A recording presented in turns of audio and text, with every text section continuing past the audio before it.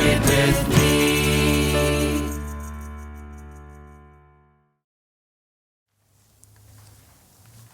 Hey, Jeff. Oh, hey, Neil. What you reading?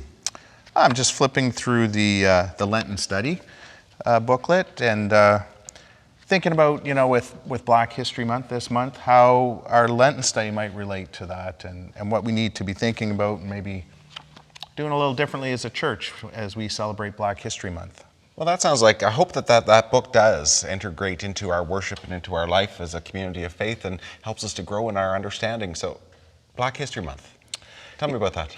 Well, I think we know February is Black History Month, and today in worship, we're really excited because I was able to do an interview with the Reverend Sherrolyn M, and she's the pastor at the United Baptist Church in Mahone Bay. So we're going to hear that interview a little later in the service. Well, that sounds like an exciting interview to be hearing today, Black History Month, and within our time of worship and our time of faith today.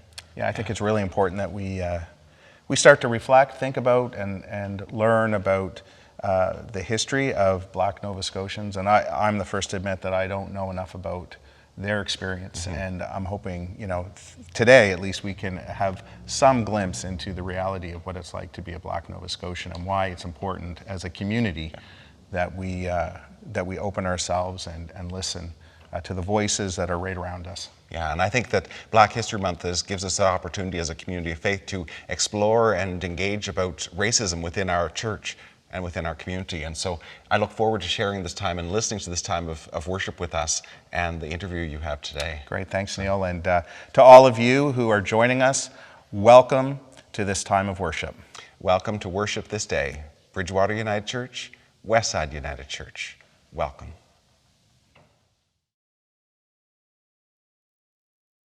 Lift Every Voice and Sing is a history lesson, a rallying cry, a pledge of unity for equality and justice. Lift Every Voice and Sing, often referred to as the Black National Anthem, is a hymn written as a poem by author, activist, and NAACP leader James Weldon Johnson in 1900. Lift every voice and sing till earth and heaven ring, ring with the harmonies of liberty. I'm Patricia Watson. I live in East LaHave, Nova Scotia, and my husband and I have been living in Nova Scotia for the last 23 years. I'm a member of Bedford United Church. I am a singer, so I sing once a month, and it's either something gospel or jazzy to add to the service. And at Bedford United, I've had the wonderful opportunity on many occasions to not only be guest singer, but also guest speaker.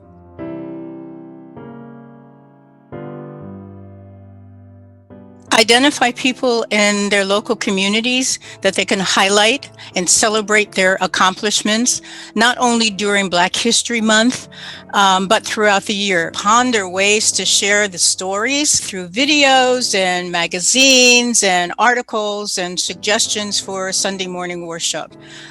The other is in exchange between churches. At Bedford United Church last year, we were going to do an exchange with one of the churches, the Black churches in Cherrybrook.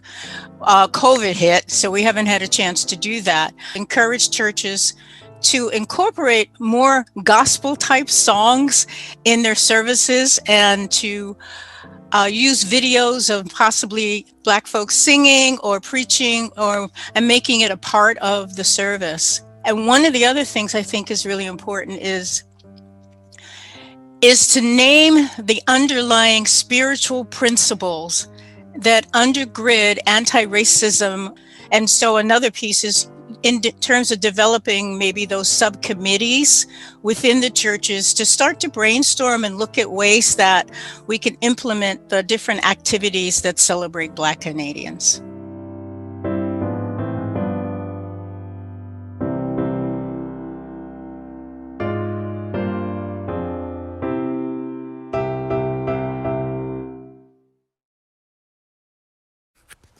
Today's scripture reading is from Mark chapter 7, verses 24 to 37. Jesus left that place and went to the vicinity of Tyre. He entered a house and did not want anyone to know it. Yet he could not keep his presence secret. In fact, as soon as she heard about him, a woman whose daughter was possessed by an impure spirit came and fell at his feet. The woman was Greek, born in Syria Phoenicia. She begged Jesus to try the demon out of her daughter. First, let the children eat all they want, he told her, for it is not right to take the children's bread and toss it to the dogs. Lord, she replied, even the dogs under the table eat the children's crumbs. Then he told her, for that reply, you may go. The demon has left your daughter. She went home and found her child lying on the bed and the demon gone. Then Jesus left the vicinity of Tyre and went through Sidon, down to the Sea of Galilee, and into the region of Decapolis. There some people brought him to a man who was deaf and could hardly talk, and they begged Jesus to place his hand on him. After he took him aside, away from the crowd, Jesus put his fingers into the man's ears. Then he spit and touched the man's tongue. He looked up to the heaven and with a big sigh said to him, Ephphatha, which means be opened. At this, the man's ears were opened, his tongue was loosened, and he began to speak plainly. Jesus commanded them not to tell anyone, but the more he did, the more they kept talking about it. People were overwhelmed with amazement. He has done everything well, they said. He even makes the deaf hear and the mute speak. The word of the Lord. Thanks be to God.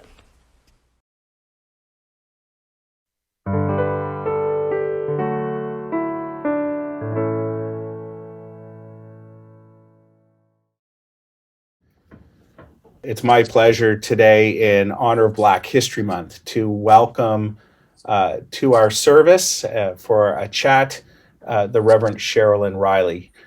She is the pastor of the United Baptist Church here in Mahone Bay in Nova Scotia. So a big welcome to you, Reverend Riley. Thank you for agreeing to be with us and be in conversation. Thank you very much. It's my pleasure.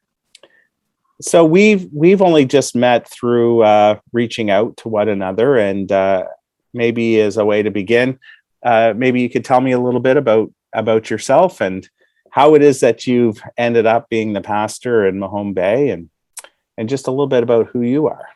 Okay, well, I was born and grew up in Nova Scotia, and in the Black Baptist Church, Victoria Road in Dartmouth. And my father was in the Army, so we moved to Petawawa when I was 13. And so I went to high school in Petawawa military camp. And from there I went to Carleton University. And then I came back home and went to Dalhousie for my education. And I taught in the Halifax County school system for until I retired. I took early retirement. During the last couple of years teaching, I took a lay leaders course, diploma in theology and ministry from the Atlantic School of Theology. The main reason I did that was because I was working in my home church, but not really getting anywhere. The minister had said at one time, there'd be a woman deacon in his church over his dead body, sort of thing. And I just wanted to do more, besides teach Sunday school, which was all women were considered worthy of doing, in the church.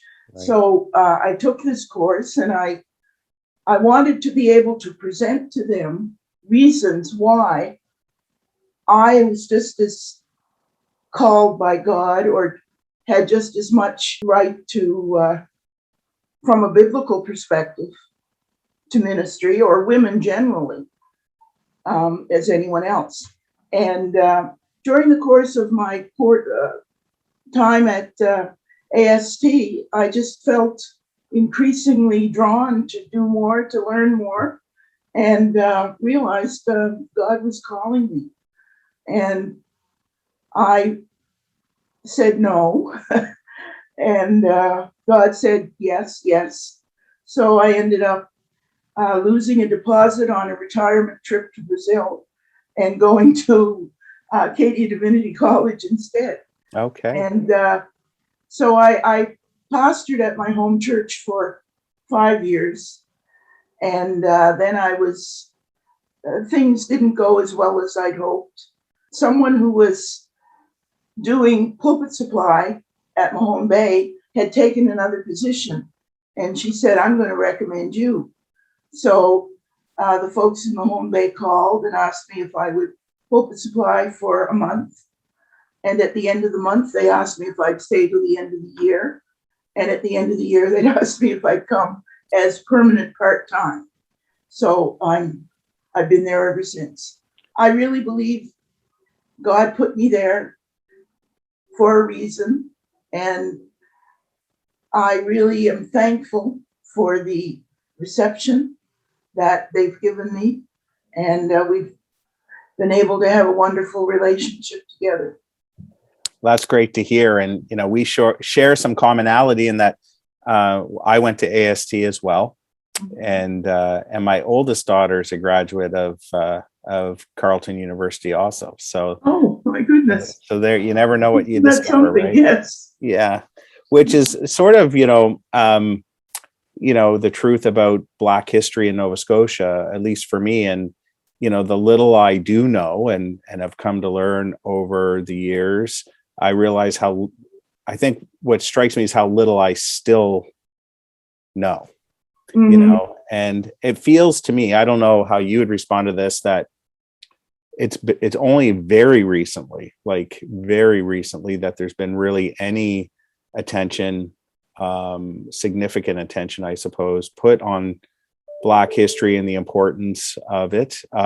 Africville and the museum and everything has certainly helped, I think, bring that story forward, as well as other things. But, it doesn't do it justice to ask you, what's it all about in an interview like this. But I suppose for those who are watching, in particular, I think the white population, what is it that you would hope that people would appreciate or come to know, or at least gain some understanding about why it's important for all of us to understand the significance or the history of Black Nova Scotians?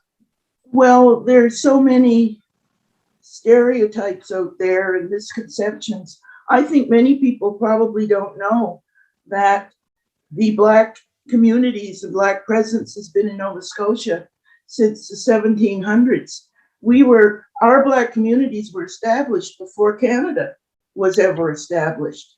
We had three major migrations: the Jamaican Maroons around the 1790s, and the Black refugees from the War of 1812 to 14, and the Black Loyalists who came after the American Revolution. So we've been here and we've made contributions. And I think, for example, the Maroons built Citadel Hill. Many people probably aren't aware of that. No. We have had many athletes.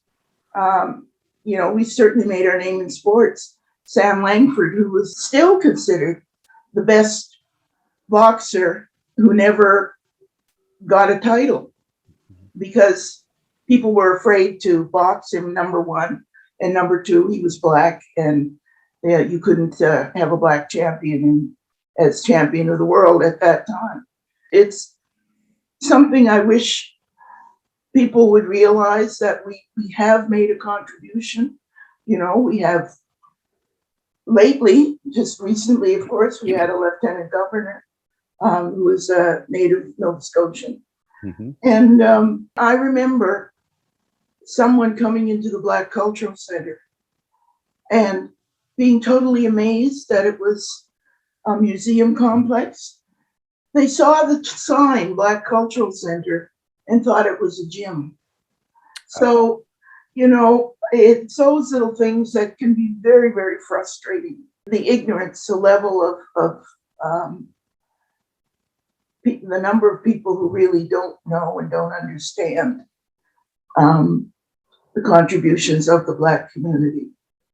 And would you say that, you've said that, would you say that's one of the sort of the prejudices that gets held, is this idea that in some way that the Black population hasn't like made a contribution, that there's not that understanding or recognition?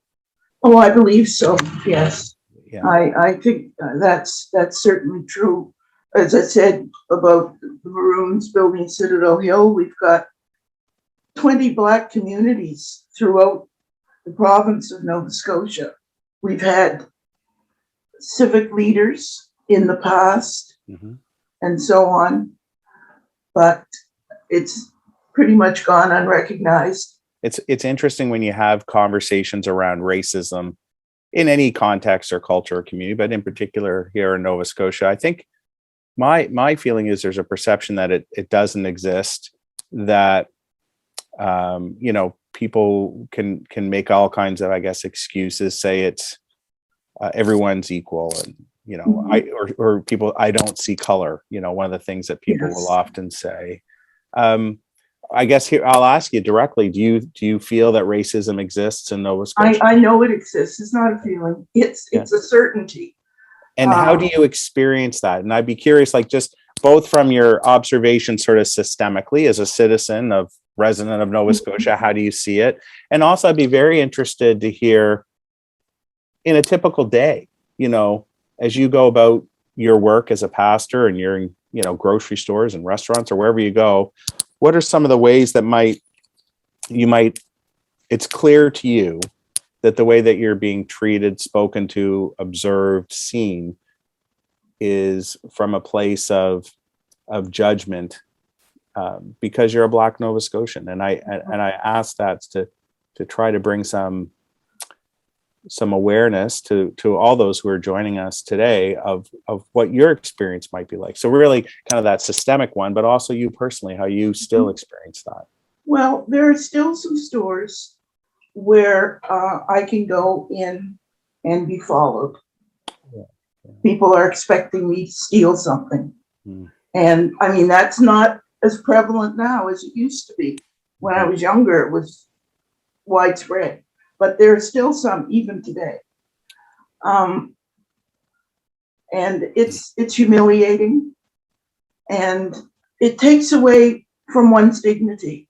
I remember being on a train, sitting across from me, it was a mother and daughter, and the little girl had to go to the bathroom.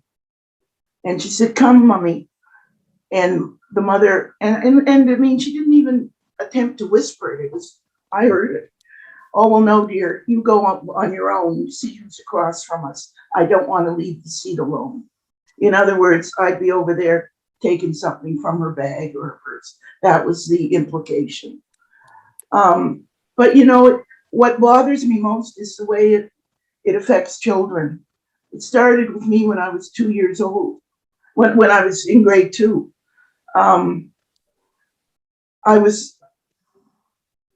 In those days, the teacher had 3 reading groups, and I was put automatically in the lowest reading group, and not even tested or anything else. And I was lucky because my mother was a teacher, and when she saw the work I was doing, the first parent-teacher evening, she spoke to my teacher and said, "Well, why is she doing this? She can read better than that," or whatever. And she said, "My mother said, I want you tomorrow to take a reader, and don't take the grade 2 reader.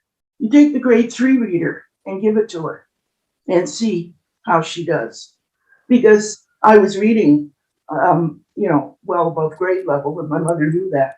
So I can remember my excitement at being put into the busy bees at last, because I was down with the dumb bunnies. And then in grade 4, it was a custom for our school to have a big school closing, and the prizes would be given out. And of course, the biggest one was for highest average. And the year I was in grade 4, the principal announced a couple of days before the school closing, Miss Silver's class isn't going to be taking part. Her class took part all the years before that. The next year, her class took part. But that year, I had the highest average. And she just couldn't bear giving that prize to a little black child in public.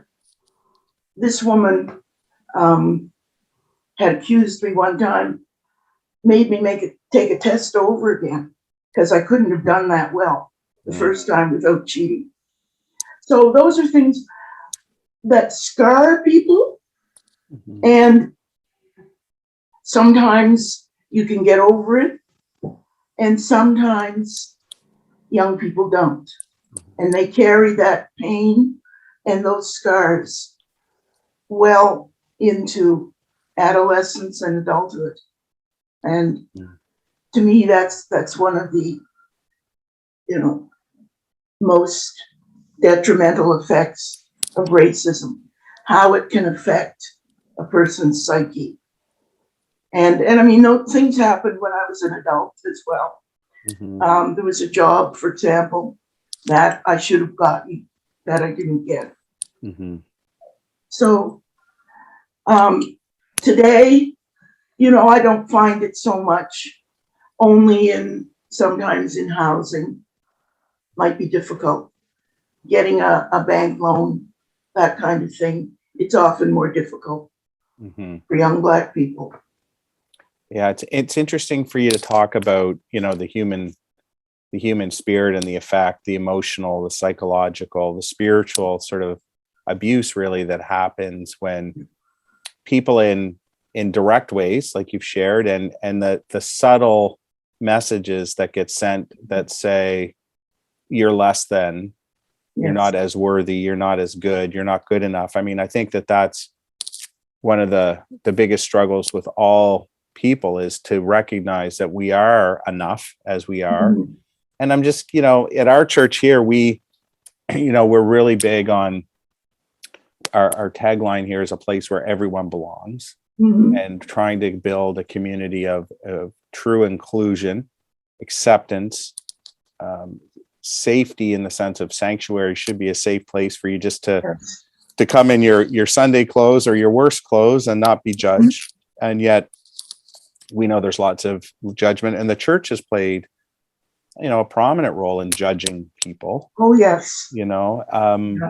So can you talk to me a little bit about, because your experience is different, of course, than mine, but of how your faith and maybe even sort of the core, the passion of what you try to speak to and preach, in particular in a Black context, a Black Nova Scotian context, around addressing that coming to with these wounds, being told you aren't worthy, you're not good enough, and that sort of thing. And the worst of it is, often we believe it. Right. I grew up believing it. Yes. And I just thank God, because I really believe it was Providence that put people in my path who encouraged me. I didn't think I could do many of the things that I've done. When I was leading CGIT, I had wonderful women who told me, yes, you can be president of Leaders Council. I had another wonderful person who encouraged me to get on the Women's Interchurch Council of Canada, where I got my first introduction to Christian feminist theology. And I really believed God has a place for women too. I didn't know that. I was never taught that. Right. And so those things have helped a lot. And as I grew in faith, and as my relationship with God grew, I became aware that I am worthy. I'm loved as much by God as anybody else who walks this earth. And therefore, I have a responsibility to serve and to do what I can as God would have me do. And so it's hard often to rise above the anger, but I think, that's what God would want me to do. I often get frustrated because when you can't make someone understand something that they should understand, it's extremely frustrating. So, you just get so angry when someone has displayed racism towards you that you just want to shake them and say, can't you see? There's no difference between us, Right. except the color of our skin. Mm-hmm. But my faith is what's seen me through and carried me through. Mm-hmm. And the fact that God has put godly people in my path to direct me and help me and encourage me. It's powerful, this idea. And I think it's like I've said, I think earlier, common human spiritual challenge is to accept that you're enough, all of us, that we are worthy. And, whether it's racism or teachings in a church or whatever, saying in your case that women in some ways aren't worthy or good enough to serve and whatnot. We get these messages that we then start to believe. And I think a big role that we have as pastors, as ministers, is often trying to tell people, no, that's not true. You are worthy, right? Trying to give them that message. And it really is. I've been involved in prison ministry now for about 15 years. Wow. And I think that's one of the most important things that we who go to the prisons can do, is to help the inmates understand that they are worthy. Because the biggest hurdle for me, I found, is that many of them believe they're beyond redemption. Right. And to try to help them understand that no, God loves you no matter what you've done. And God is willing to forgive you. And when that happens, when you can help someone come to that understanding, it's truly a wonderful feeling. It is. And when we can get to that place, how then we're in such a great place to actually serve and love others. Yes. Out of that sort of, I guess, divine sense. I'm acutely aware that as a, I guess, middle-aged white man now, that, I've had lots of privilege and opportunity, right? Mm-hmm. And I know that there's people and some who are maybe even watching who don't necessarily see that. And that's probably part of the frustration you've articulated. Exactly. How long it takes for people to recognize, we might be born in the same place, but we don't all have the same advantages and opportunities, and some of those are limited simply by the color of our skin, the address on our mailbox, or what have you, and then all of the associations that come with it when we see where somebody lives, or we finally get to see their face or hear their voice. And I guess if there's something you would really want people to either hear, to learn, or in Black History Month to take a moment to either reflect on or to engage. And I'm speaking directly to, white Nova Scotians, right? What would you want to invite our listeners to think about, to reflect on, or to take some time to engage and to try to help us? I think you've touched upon it when you use the phrase white privilege. Many white people don't understand the concept of white privilege, that just by being born white, they are more privileged than I am or anyone who's been born Black. And because they really think, well, you've got the same opportunities I have. And so you can do anything you want to do. You have all the chances. And no, we don't. Just because of the culture in which we grow up, many Black people are scarred, damaged psychologically.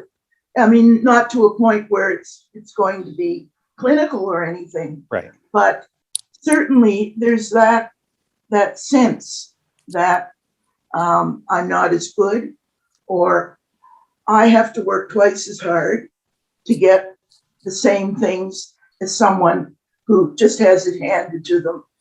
And many Black people have to fight for everything that they get. And that's, I think, this idea of white privilege. I just would like people to try to understand it a little bit. And it's not anyone's fault.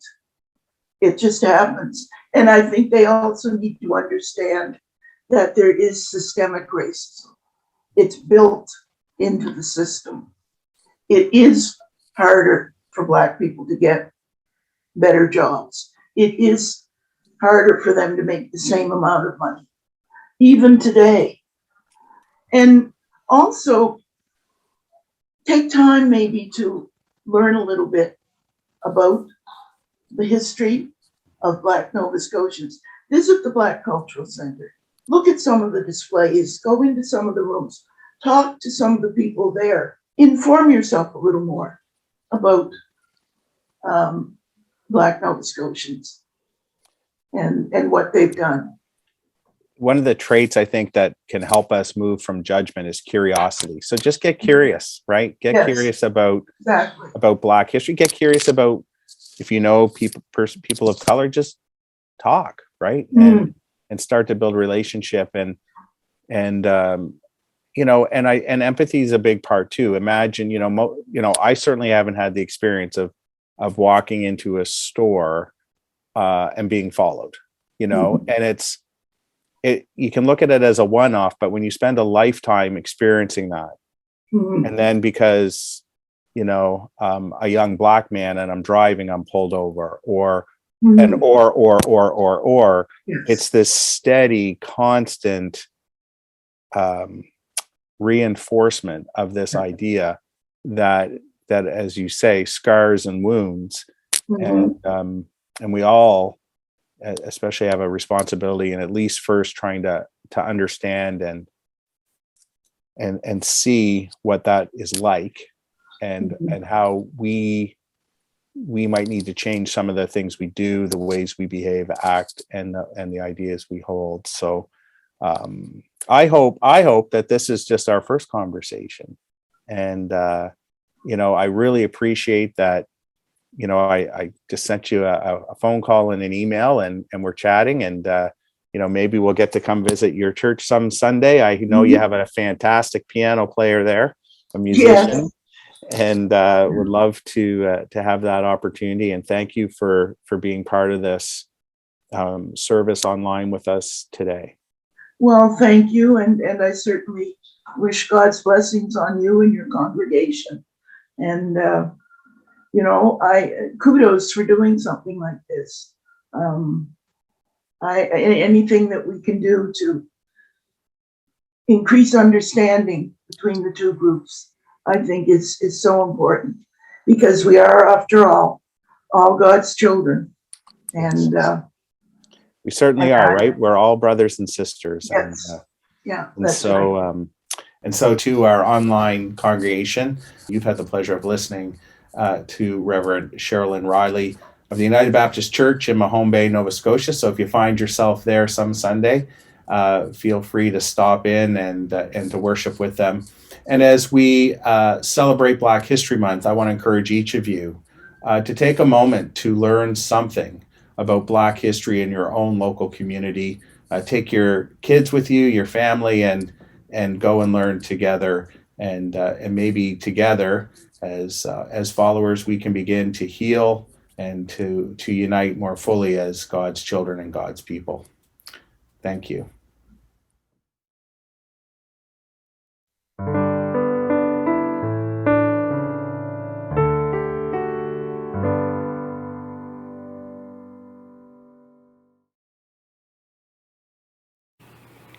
We bring our hearts together as one in prayer. God of peace, give us the courage, strength, and perseverance needed to challenge the systems of racism, so that we can clear a path for your justice, peace, and equity.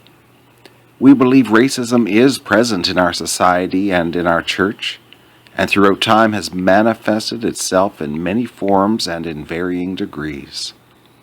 We know racism is alive in our language and in our structures, and through our systems it actively works to deconstruct your glorious design, blocking the path to justice, equity, and peace that Jesus brings. Racism exists, and it challenges the gospel message that we cry.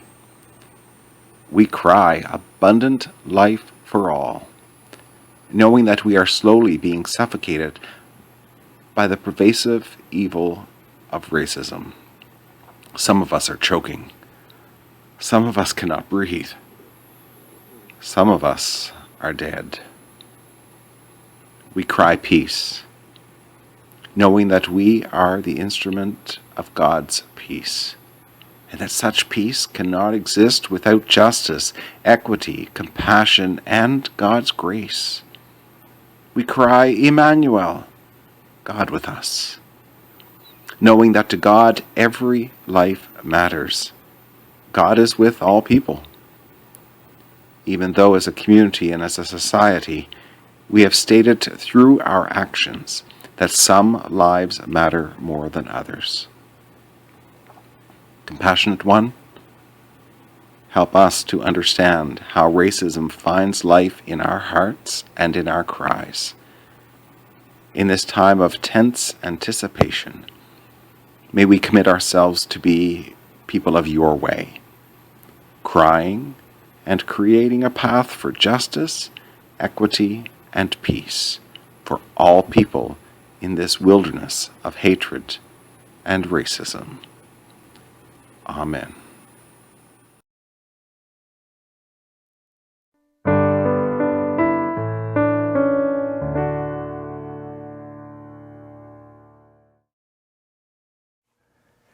As Neil and I have chatted over the last few weeks, it's become very apparent to us that there are so many gifts that so many of you offer your community, to our churches, and we just give a lot of thanks that you're part of our online community. And so today, that's what we want to do.